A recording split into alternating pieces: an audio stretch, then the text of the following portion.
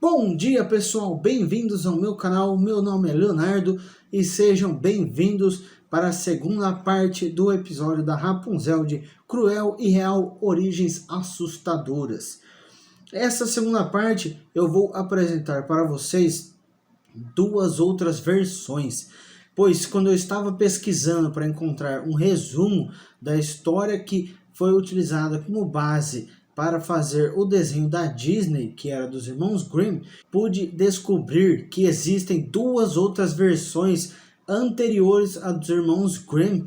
E essas versões é uma italiana e uma francesa. Então agora eu vou falar para vocês só um pouquinho da versão italiana e da francesa, para a gente poder ver algumas das diferenças. Eu sei que talvez não vou estar pronunciando corretamente, mas ela chama Petrocilena, que é uma história escrita por Giambattista Basili, do Loconto delle Conti, que é basicamente o Conto dos Contos, também conhecido como Io Pentamarone, que foi publicado entre 1634 e 1636 pela sua irmã Adriana, em Nápoles, na Itália, depois da sua morte. E a tradução que eu encontrei é de John Edward Taylor, publicada originalmente em 1847, encontrada em sua obra Petrocilena Rapunzel Napolitana. Vamos começar primeiro pelo desejo da mãe,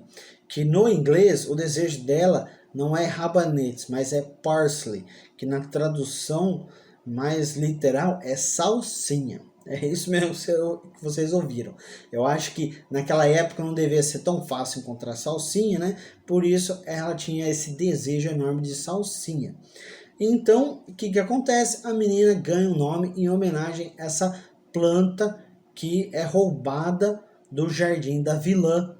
Então, o nome dela acaba se tornando o quê? Parsley, que traduzindo vira salsinha.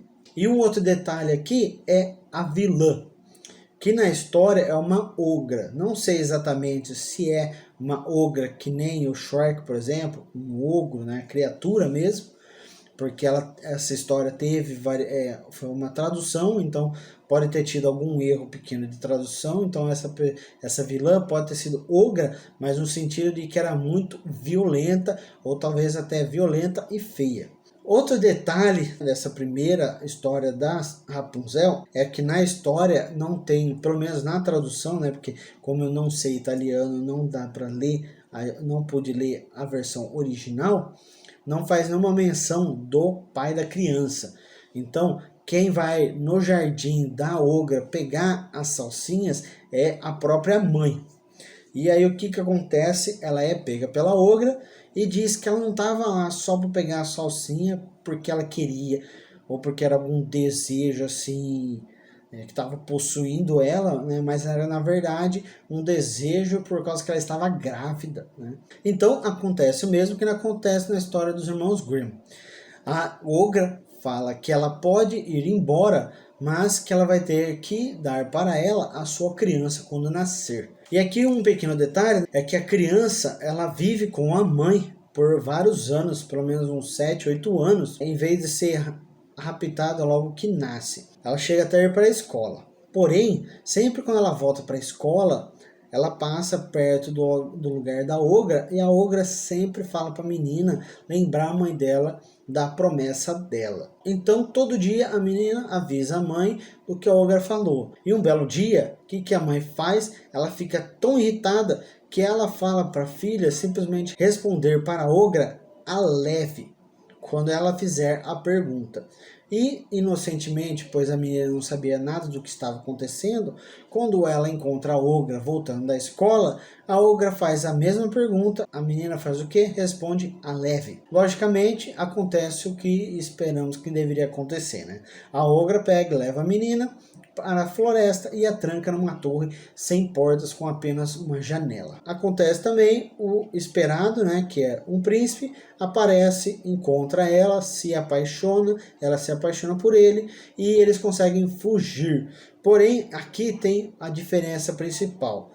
Eles conseguem fugir porque ela consegue fazer aquela escada de seda que ela tenta fazer na história dos irmãos Grimm, mas que ela não termina. Aqui ela consegue terminar e foge com o príncipe. Porém, a ogra fica sabendo da fuga e parte em perseguição. E nesse momento tem um pequeno detalhe. A Salsinha, sabendo que ela foi enfeitiçada, ela pede para o príncipe conseguir pegar da torre 3 nozes, que são nozes especiais. E enquanto os dois estão sendo perseguidos pela ogra, o que a Salsinha faz? Ela faz o quê? Ela joga uma das nozes e instantaneamente um bulldog ele surge onde a noz caiu e ataca a ogra. Mas como a ogra não é tão tonta, o que ela faz? Ela oferece um pão que ela tinha no bolso e acaba acalmando o cão, e assim ela volta em perseguição. Não me pergunto o que tinha nesse pão, né? Mas ela consegue acalmar o cão. Porém, voltando à perseguição, a Salsinha faz o quê? Joga outra noz, e dessa noz surge um leão feroz que tenta atacar a ogra.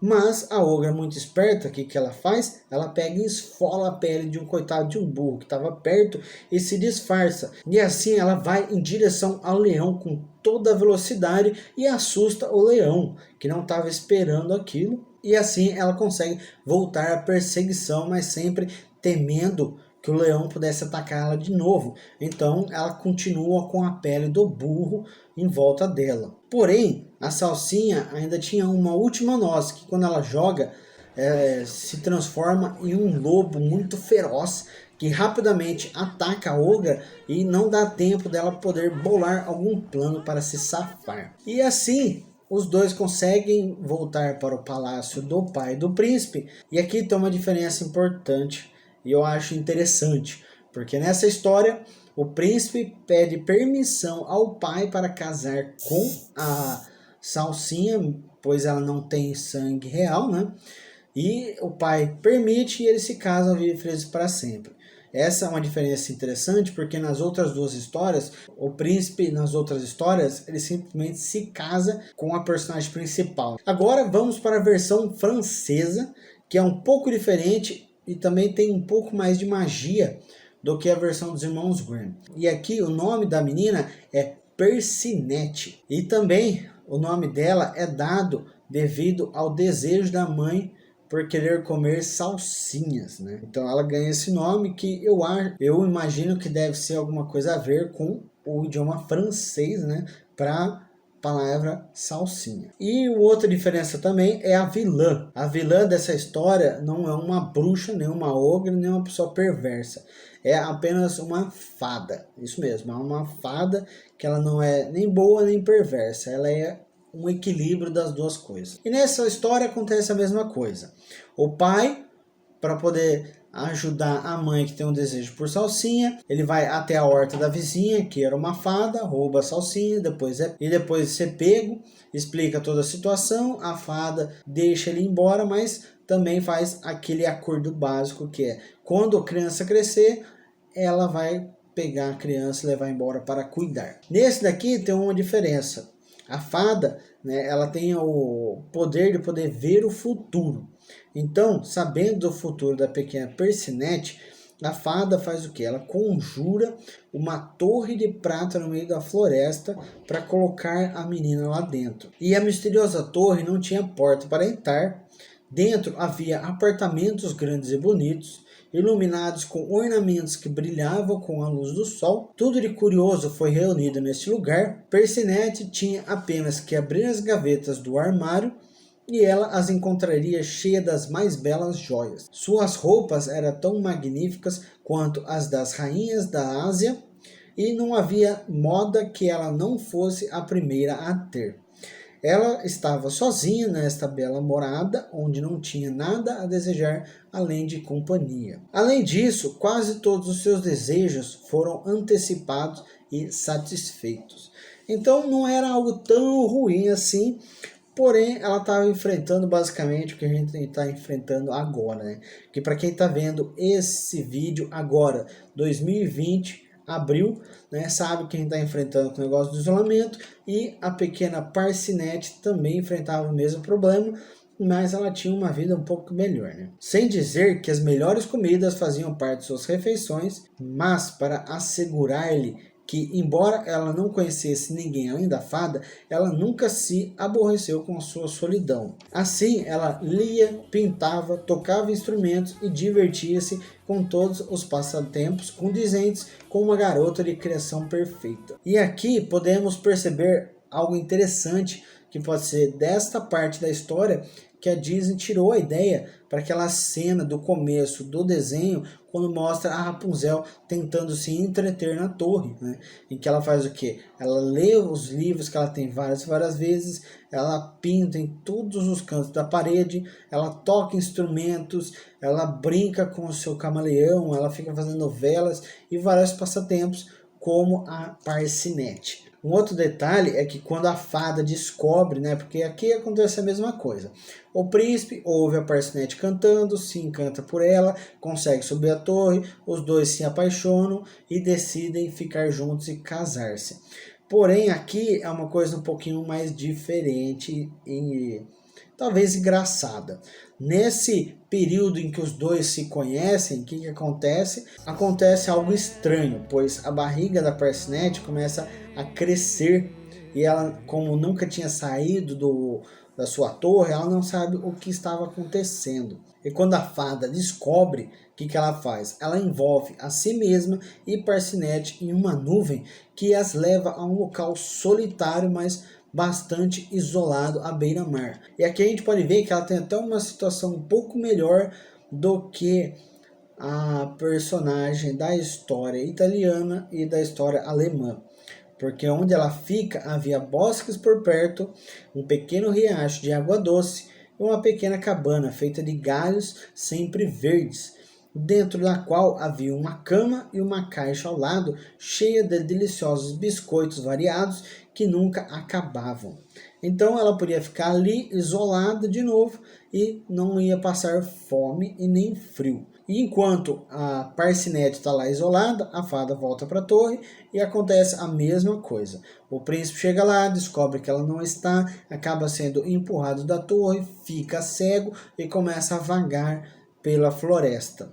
Até que um dia ele acaba se reunindo com a Parcinete novamente e descobre que é pai de 2 crianças e ela chora nos olhos dele, ele acaba recuperando a visão e o resto do dia passa deliciosamente. Mas quando a noite chega, a pequena família precisa se alimentar.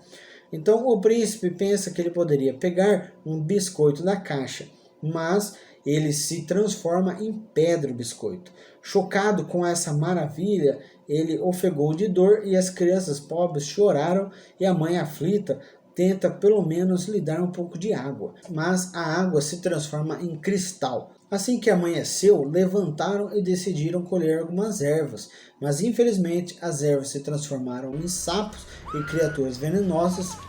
O mais inofensivo dos pássaros se tornou dragões e arpias que voavam sobre eles, e tudo isso devido à punição da fada.